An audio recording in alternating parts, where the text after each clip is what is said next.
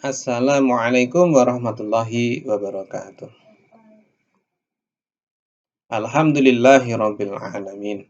Allahumma sholli ala sayyidina Muhammad wa ala ali sayyidina Muhammad. Anak-anakku semuanya, kelas 8 yang dirahmati oleh Allah Subhanahu wa taala, yang Pater sayangi pula. Alhamdulillah, pada kesempatan yang baik ini kita bisa berjumpa kembali, bersua kembali dalam rangka limardhotillah, dalam rangka untuk mencari keridhaan Allah, belajar tentang agama, sehingga kita bukan termasuk orang-orang yang bodoh, dan kita termasuk orang-orang yang cerdas. Ya, anak-anakku semuanya yang dirahmati oleh Allah Subhanahu wa taala. Materi yang akan kita bahas pada kesempatan kali ini adalah materi tentang Rasul sebagai teladan dalam kehidupan sehari-hari. Nah, mari kita awali dulu pada kesempatan yang baik ini dengan membaca basmalah. Bismillahirrahmanirrahim. Adapun anak-anakku semuanya, tujuan pembelajaran pada kesempatan yang baik ini ada 4. Yang pertama, menjelaskan pengertian Nabi dan Rasul, kemudian menyebutkan sifat Rasul, kemudian menyebutkan Nabi Ulul Azmi, kemudian menyebutkan hikmah iman kepada Rasul. Nah, kita bahas ya. Pengertian Nabi dan Rasul. Nabi adalah laki-laki pilihan, ya, yang diberi wahyu, tetapi untuk dirinya sendiri. Kemudian Rasul adalah laki-laki pilihan yang diberi wahyu untuk dirinya sendiri dan juga disampaikan kepada umatnya. Nah, ini tolong bedakan antara Nabi dan Rasul. Nah, kalian bisa membaca ya slide yang ada di depan ya, yang Pater sampaikan ini. Terus kemudian tugas Nabi dan Rasul tentunya banyak ya. Ini kita sebutkan 4. Nanti kita akan kuatkan ya yang berkaitan dengan tugas-tugas Nabi dan Rasul ini dengan dalil ayat maupun hadis. Yang pertama, Nabi dan Rasul itu harus memberikan kabar gembira, ya, membawa kabar gembira dan peringatan. Tentunya kepada siapa? Kepada umatnya. Kabar gembira di sini adalah barang siapa yang taat kepada Allah, menjalankan perintah, menjauhi larangan, maka dia akan mendapatkan kenikmatan, yaitu surganya Allah.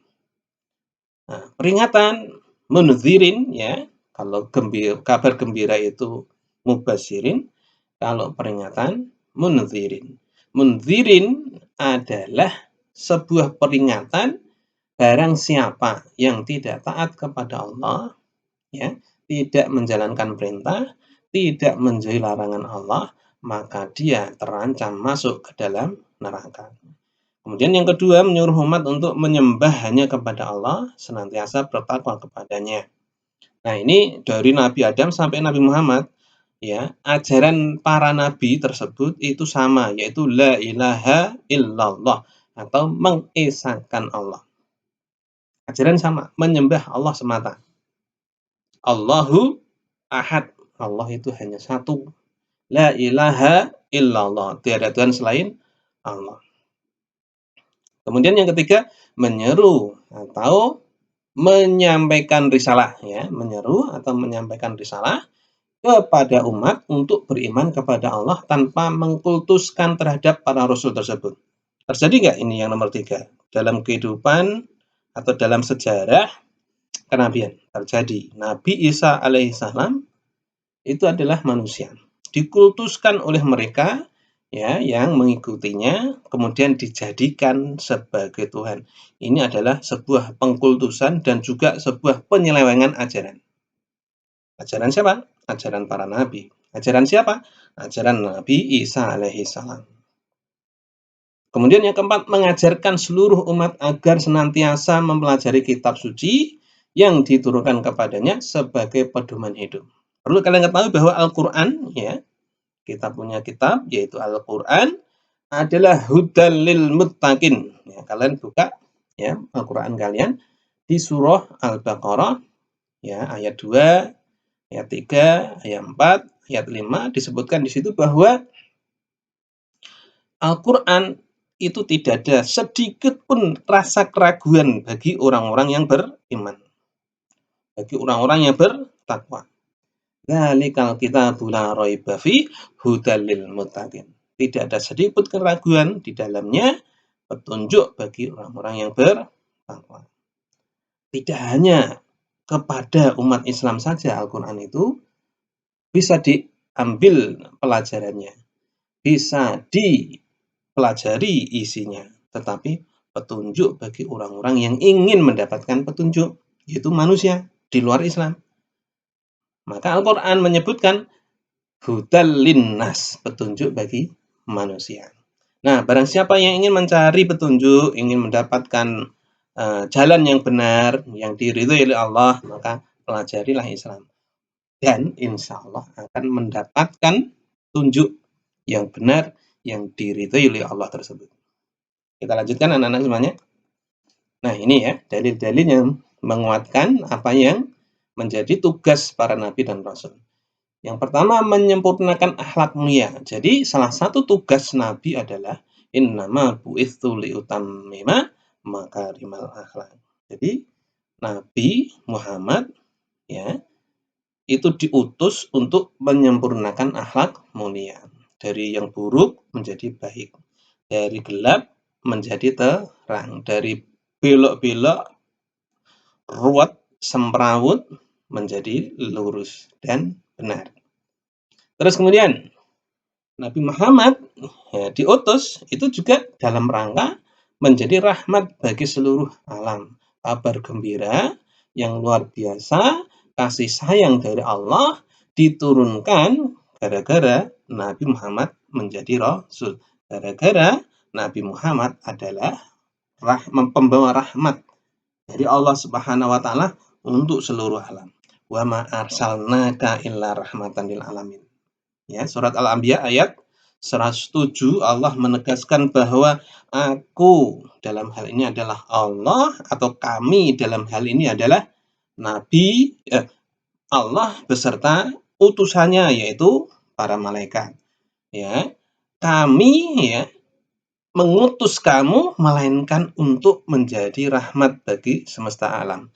Tiadalah kami mengutus kamu melainkan untuk menjadi rahmat bagi semesta alam. Jelas ya anak-anak ya. Jadi Nabi Muhammad diutus untuk menjadi rahmat bagi seluruh alam. Kemudian tugas para nabi dan rasul yang lain adalah menyampaikan risalah. Risalah itu ajaran kerasulan. Wahyu yang diterima adalah risalah. Ajaran yang disampaikan oleh para nabi adalah risalah. Ya ayyuhar rasulu baligh ma unzila ilaika mir rabbik. Ya. Wahai Rasul, sampaikan apa yang diturunkan kepadamu dari Rabbmu, dan jika tidak kamu kerjakan apa yang diperintahkan itu, berarti kamu tidak menyampaikan amanahnya. Nah, ini kewajiban bagi Rasul untuk menyampaikan apa yang sudah menjadi kewajibannya, menjadi tugasnya. Nah, kemudian pembawa kabar gembira dan larangan. Tadi sudah dijelaskan, ini menguatkan saja apa yang sudah disampaikan tadi. Wa ma nursilul mursalina illan basyirina wa mundzirin. Kemudian Nabi ya Muhammad Shallallahu alaihi wasallam disebutkan di situ ya, laqad kana lakum fi rasulillahi uswatun hasanah. Sungguh ada pada diri Rasulullah Shallallahu alaihi wasallam adalah contoh yang baik. Jadi, kalau ingin mencari contoh, contohlah Nabi Muhammad Shallallahu alaihi wasallam sesuai dengan batas-batas kenormalan, batas-batas kewajaran yang ada pada diri kita. Terus kemudian, ini sifat mustahil bagi Rasul. Kalau sifat wajibnya adalah syidik, amanah, tabligh, fatonah. Ini sifat wajib bagi Rasul. Nabi Muhammad Shallallahu alaihi wasallam dan para nabi yang lain pasti memiliki 4 sifat wajib ini. Pertama, syidik itu benar. Lawannya adalah kizib, bohong. Kemudian, nabi adalah amanah. Amanah itu dapat dipercaya, lawannya adalah khianat. Yang ketiga adalah tablik. Tablik itu menyampaikan. Lawannya adalah kitman, menyembunyikan. Yang keempat adalah fatonah. Fatonah itu adalah cerdas, bijaksana. Nah, fatonah lawannya adalah balada. Atau baladah itu bodoh, ya. Ini bisa kalian baca, ada dalam slide. Nah, kemudian ciri dari nabi, ya, dan rasul itu juga memiliki sifat jaiz, ya, memiliki sifat jaiz. Apa itu sifat jaiz? Sifat ar-radul basariyah, sifat yang dimiliki oleh manusia yang lain, ya, contohnya makan, minum, istirahat, tidur, ya, menikah, ya, punya anak dan seterusnya, ya, punya istri, tetapi sifat-sifat aradul basariyah tersebut yang dimiliki oleh manusia lain itu berbeda kualitasnya, berbeda antara satu, ya, manusia dengan para nabi. Jadi makannya nabi itu berbeda dengan kita. Ya, bicaranya nabi itu berbeda dengan kita. Kemudian tidurnya nabi berbeda dengan kita. Nah, perbedaan-perbedaan tersebut itulah sifat jaiz yang dimiliki oleh para nabi. Nah, terus kemudian ini ciri-ciri umum, ya. Ciri-ciri umum nabi dan rasul itu yang jelas pertama laki-laki, kemudian sehat jasmani dan rohani. Yang ketiga mempunyai akal yang sempurna. Kemudian yang keempat ismah. Ismah itu maksum, maaf, ya. Ismah itu maksum, yaitu jiwa yang mampu mengendalikan diri dari berbuat dosa. Jadi nabi dan rasul itu pengendalian dirinya terhadap perbuatan-perbuatan yang dilarang oleh Allah dan selalu mengarah kepada nilai-nilai kebenaran itu sangat tinggi, sehingga sifat ismah di sini atau sifat maksum yang dimiliki oleh para nabi itu adalah menjadi ciri bagi para nabi dan rasul. Kemudian berasal dari keluarga atau keturunan orang-orang yang baik. Kemudian hak nabi dan rasul. Nabi dan rasul itu berhak ditaati, diikuti segala sunnahnya, ya, keputusannya, ketetapannya, dicintai dengan melaksanakan ajarannya, dihormati sesuai dengan kedudukannya, mencintai sahabat dekatnya serta keluarganya, membaca sholawat atas diri Nabi. Dalam hal ini adalah Nabi Muhammad Shallallahu Alaihi Wasallam. Ini hak, ya, dari Nabi Muhammad Shallallahu Alaihi Wasallam, hak dari para nabi dan rasul. Kemudian jumlah nabi dan rasul, menurut Abu Dzar, ya, diriwayatkan dalam hadis bahwa jumlah nabi itu 124.000. Kemudian rasul berjumlah 315. Nah, 124.000 siapa saja, 315 siapa saja, yang perlu kita ketahui, yang wajib kita imani, hanya 25 yang terdapat di dalam Al-Quran yang sudah dijelaskan. Terus kemudian ini nabi dan rasul yang wajib kita imani. Ya, ada Adam, Idris, Nuh, Hud, Saleh sampai Nabi Muhammad Shallallahu Alaihi Wasallam. Dari 25 ini terdapat 5 nabi ulul azmi, ya, 5 nabi ulul azmi. Anak-anakku semuanya yang dirahmati oleh Allah Subhanahu Wa Taala, ini beberapa contoh mukjizat yang dimiliki oleh para nabi dan rasul. Ya, mukjizat adalah suatu kejadian luar biasa yang menyalahi adat kebiasaan, ya, tentunya dalam hal ini adalah hukum sebab akibat yang dikaruniakan kepada para nabi, ya, oleh Allah. Nah, ini contohnya. Nabi Ibrahim tidak hangus ketika dibakar. Harusnya kalau dibakar ya hangus, mati, dan seterusnya. Tapi ternyata tidak. Itu keluar dari hukum sebab akibat. Tongkat Nabi Musa berubah menjadi ular. Ya tidak harus, tidak mungkin kan gitu. Tapi ternyata di luar dugaan. ya. Terus kemudian tongkat Nabi Musa bisa membelah lautan. Kemudian mukjizat yang lain, Nabi Isa alaihissalam, ya, mampu membuat burung dari tanah, menyembuhkan penyakit kusta tanpa pengobatan, dan dapat menghidupkan orang yang telah mati. Luar biasa. Dan bisa menyembuhkan buta dari lahir. Ya, kan luar biasa. Mukjizat-mukjizat yang dimiliki oleh para nabi. Begitu juga Nabi Muhammad SAW membelah bulan. Dan ternyata setelah diteliti oleh NASA, memang bulan pernah terbelah. Itu kan luar biasa. Mukjizat terbesar yang dimiliki oleh Nabi Muhammad adalah Al-Quran. Bayangkan, tebalnya seperti itu, kita sebagai pengikut Nabi Muhammad SAW yang mencintai beliau, yang mengikuti sunnah-sunnahnya, yang melaksanakan semua ajarannya sesuai dengan kemampuan yang kita miliki, Al-Quran bisa dihafal. Tidak hanya seumur Pak Tohar, seumur kalian.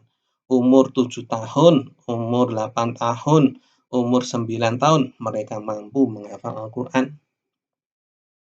Begitu juga yang ekstrim, umur 50 tahun, umur 60 tahun, umur 80 tahun, mampu menghafalkan Al-Quran. Itu adalah mukjizat yang bisa kita rasakan sampai sekarang.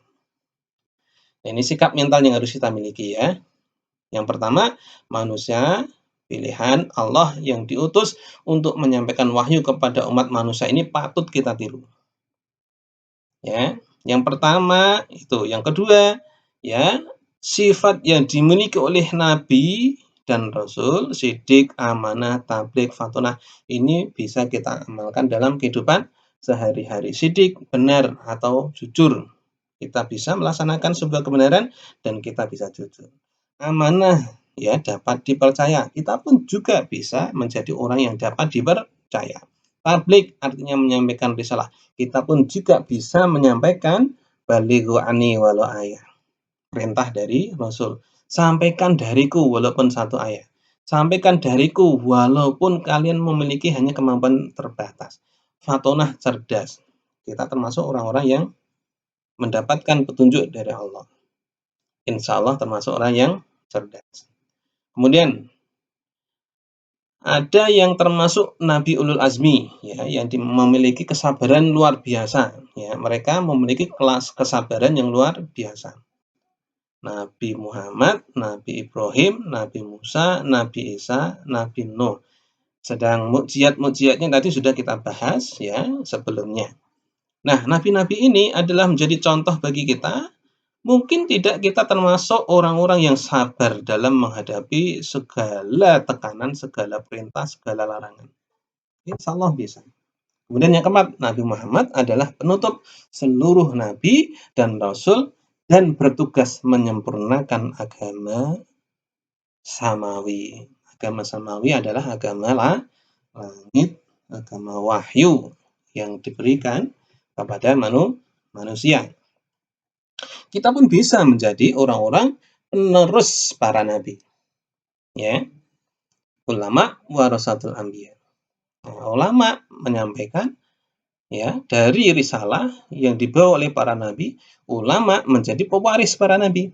Ulama-ulama inilah yang mengajarkan kepada kita ya dari ajaran para nabi. Kita adalah pewaris para nabi.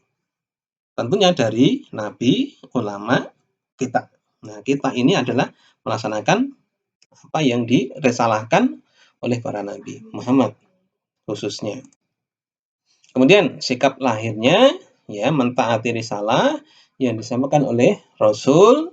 Ini disebutkan wa ma atakumur rasulu fakhuduhu wa ma nahakum anhu fantahu. Apa yang diperintahkan laksanakan, apa yang dilarang jauhi.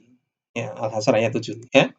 Kemudian wa'budullaha wa la tusyriku bihi syai'a. Beribadah kepada Allah tanpa menyekutukannya.